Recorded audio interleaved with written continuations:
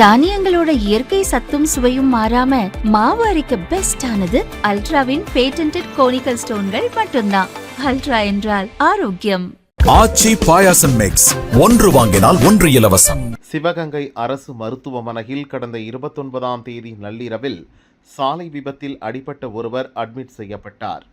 பயிற்சி மருத்துவ மாணவர்கள் சிகிச்சை அளித்துள்ளனர். டாக்டர்கள் யாரும் இல்லாததால் ஆத்திரமடைந்த நோயாளியின் உறவினர்கள் சிலர் மருத்துவ மாணவர்களிடம் தகராறு செய்து 3 பேரை தாக்கியுள்ளனர்.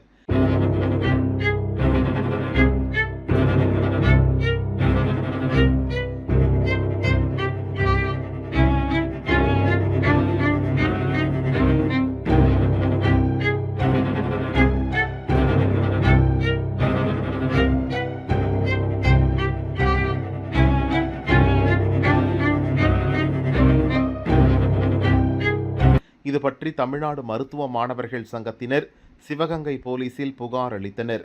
4 பேர் மீது வழக்கு பதியப்பட்டது. ஒருவர் கைது செய்யப்பட்டார்.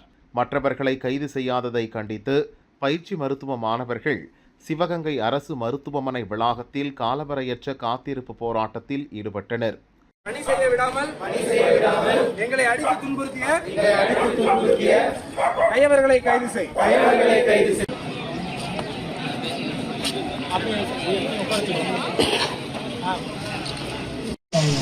அந்த மாதிரி ஒரு வார்த்தை பேசுறது வந்து ஒரு சீரியஸாகவே ஒரு ரொம்ப ஹேர் பண்ணிட்டு போயிட்டாங்க. ஸ்டில் வந்து எந்த இதுவும் எடுக்கல, யாரையும் வந்து அதாவது ஒரு காலம் டிமாண்ட் பண்ணியிருக்காங்க. ஃபஸ்ட்டு அந்த இன்சிடென்ட் நடந்ததோட சுருக்கத்தை இந்த விக்டிம்ஸ் ஒருத்தவங்க வந்து எக்ஸ்பிளைன் பண்ணுவாங்க என்ன நடந்தது அமைக்கிறது. நோயாளிகளுடன் வருபவர்கள் மதுபோதையில் மருத்துவமனைக்குள் வருவது அடிக்கடி நடக்கிறது. அதை தடுக்க வேண்டும்.